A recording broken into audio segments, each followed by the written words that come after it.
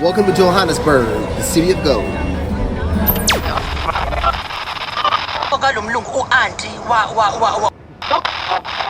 You got too much selfish, too much. We finally made it. Johannesburg, Jozi, the heartbeat of South Africa. We heard all about the crime, the danger, the chaos, and the mayhem. But we were excited, and in all honesty, uneasy. Against everything that the media was showing us. A woman has been shot dead on a metro bus in Johannesburg. Black male has been shot. Armed robbers have been fatally wounded When he attacked her to get the cell phone. In crime-ridden South Africa, South Africa is in the midst of a kidnapping crisis. We've been to hundreds of cities the world over. But it seemed that South Africa would be the most dangerous place we'd ever been or ever would go. We couldn't trust any of the media or the disingenuous YouTubers. We'd have to explore this country on our own.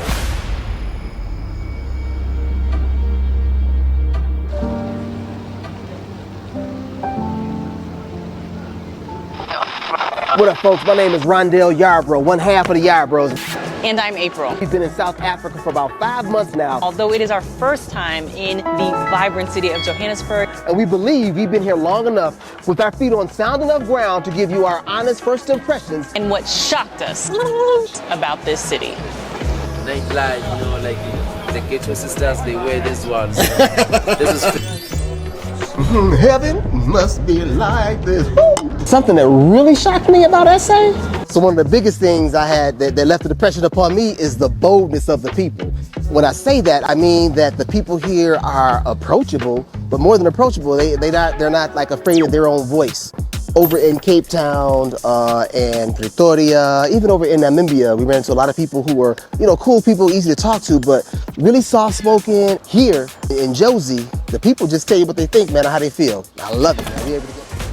Johannesburg is a city of public art. In almost every corner of the city, you're going to see art installations, murals, sculptures, but they're all telling a story too, a story of resilience, of hope, of the history, of the spirit of the people here.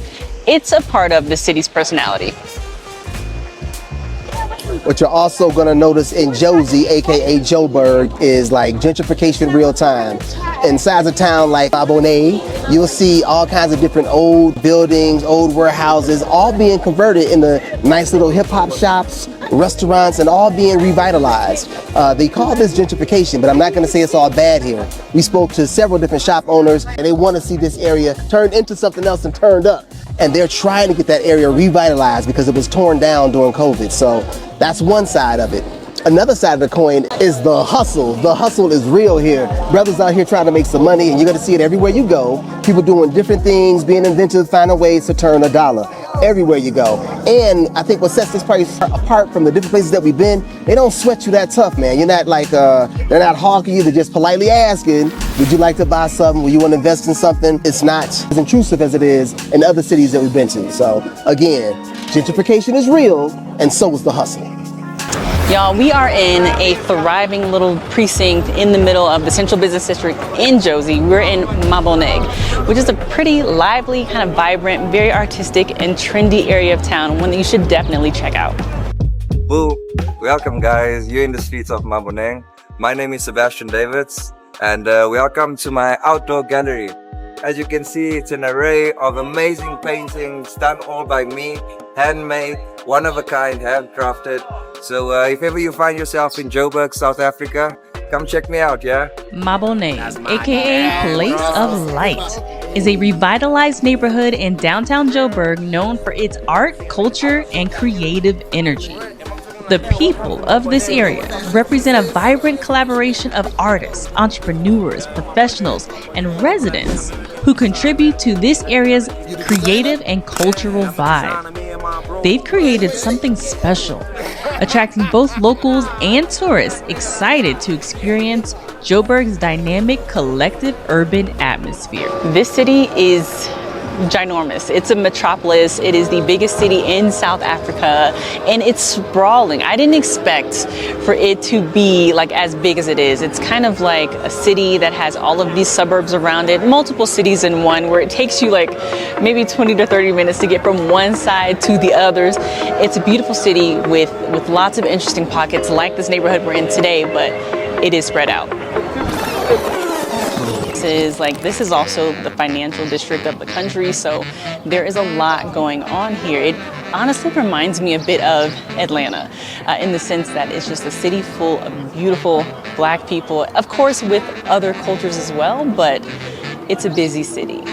Another thing that shocked me was the quality of the homes here. I don't know exactly what I thought I was going to be stepping into, but I was absolutely shocked by the quality of most of the Airbnbs that we stayed in. I'm from Detroit, Michigan, man, in the United States. For real? He's from Florida. I heard that. I'm like, what? Damn, get this again, bro. You know it, you know it.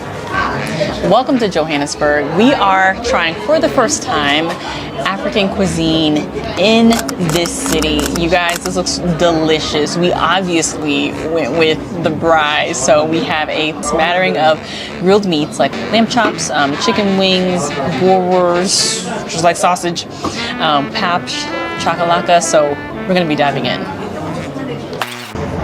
So this is the remnants of our lunch, y'all. Woo. It was delicious.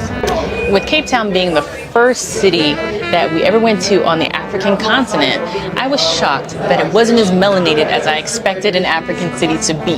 So coming to Joburg was a good shock because it was exactly the sort of melanated scene that I expected to see from Africa. Black, black. Black on black. Blackity black. Black. Rainbow Nation celebrates the rainbow. I didn't know. I'm shocked. This is a very tolerant country. In fact, this is the only African country that same-sex marriage is legal. I did not know, and you see it as you walk around everywhere. So if you're looking for a place to hang out and you are a same-sex couple, you will be accepted here. South Africa, we need to talk. I don't know what the problem is, but did you know that this was Africa? Did you know it's supposed to be hot as Hades up in this motherfucker? When we arrived, y'all, I think 2 weeks after we got here, it snowed in Africa. This was a 100-year or a once-in-a-lifetime event. We're at the bottom corner of Africa. It doesn't snow here. We had to pee in the bush. This is crazy. We had to pee in the bush in front of people because we've been stuck on the side of the road in the snow. Look at the snow. For literally 4 hours. Anyways, we almost died. So that was a problem, and that was a shock. The weather here has been insane to me. Like, I always thought Africa was just going to be hot, period. Hot. Maybe rainy and hot, maybe dry and hot, but hot. And that is not the case, y'all. It's been windy. We have days where we got to wear jackets outside. I'm from Michigan, so if I got to put on a jacket, it's at least like 40 degrees. So a shock to the system is that Africa is not hot all the blame time. So since we've been here, there have been quite a few shocks to the system. Nothing stands out as much as how similar the cultures are to the Black culture back in the States. I'm talking about bucket hats, I'm talking about the slang, I'm talking about the way people grip each other when they say hello. All right, so another shock. And I kind of preface this because it's not going to be shocking if most of your travels have been in North America or Europe. But for us having traveled all throughout the Americas and Asia and stuff, what's shocking to me is that you can find bathtubs here in the accommodations, in the houses, in the apartments, in your Airbnbs, in the hotels, but not just bathtubs. There are showers too, and I'm not talking about the US combo where the shower and the tub is together. I'm talking about in one bathroom, you have a separate tub and a separate shower. Now, again, I'm just saying, we haven't seen that in years, okay? We don't even see that back home, so that was shocking to us. It's a whole culture. I gotta bring up the crime, safety and security, because it is one of the top searchable terms when you're trying to check out this city. What shocked me isn't necessarily the crime. We've been traveling for a while, so we know, just common sense when traveling or when living and navigating a city. But what did shock me is like how serious they take it. There are posters on every business, every home, every residential area about the armed response should anyone try to breach those borders. And like the place that we're in now, we accidentally hit the panic button on 2 occasions, and within 5 minutes, an armed person did show up to make sure we were okay. Now, another thing is, I guess because of how serious crime is perceived in this country, what surprised me and shocked me is that a lot of businesses and malls close early. I'm talking 6 or 7 p.m. in the biggest city in South Africa.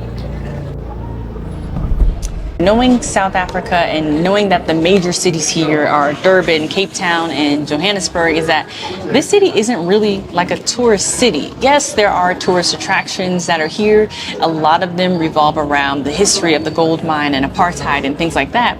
But other than that, it's not really like that sort of city that's built for attractions. It's a city that is hustling and bustling. It's the financial district. It is the business district. So it's a city where you see like black excellence, black elites, black people of all types here working and thriving. We are live and direct right here in the motherland, Johannesburg, y'all. So please like, subscribe, and share this content with anybody who wants that authentic vibe of the motherland. Peace and love. One thing we've really noticed about Johannesburg is that it is a very expressive city. Like, not only are there a lot of bold personalities here, but there's a lot of cultural pride here, and you see it everywhere. You see it in the artwork, you see it when you go to the stores, because there are designs that encompass African artworks, African design, African patterns. You hear it when you're listening just around you. You pick up so many different tribal languages that are here. You can see that they are a very prideful people who appreciate their culture. The culture is on display. It's a mix of the cultural heritage with the modernness of today. This city is a fast life city, man. Life moves at a really fast pace here in Joburg, but it's kind of a comfortable pace. It's not as fast as like a New York or an LA. It's more like a Charlotte, you know what I'm saying? It's moving, but it's at a comfortable pace. People are friendly, people are approachable, and people are bold, all of which this boy right here loves. This is also a city of many different contrasts, but the main one is of wealth and poverty. You can find opulent mansions here that are just minutes away from informal settlements. In fact, this area that we're in right now is considered or nicknamed Millionaire's Mile. It is Africa's richest square mile, aka Sandton. Something else that was a really cool shock to the system, like we've been lots of different places, and we have never been as well received as we are being received here in Jozi, baby, South Africa. Usually you get all this, gentrification, Americans this, Americans that. Let me tell you something, baby, we are celebrated right here. Black Americans are appreciated. They like our culture, they like who we are, they want to meet us, they want to greet us, and they want to host us. So a positive shock to the system for SA was how well this Black American has been received here in Jozi.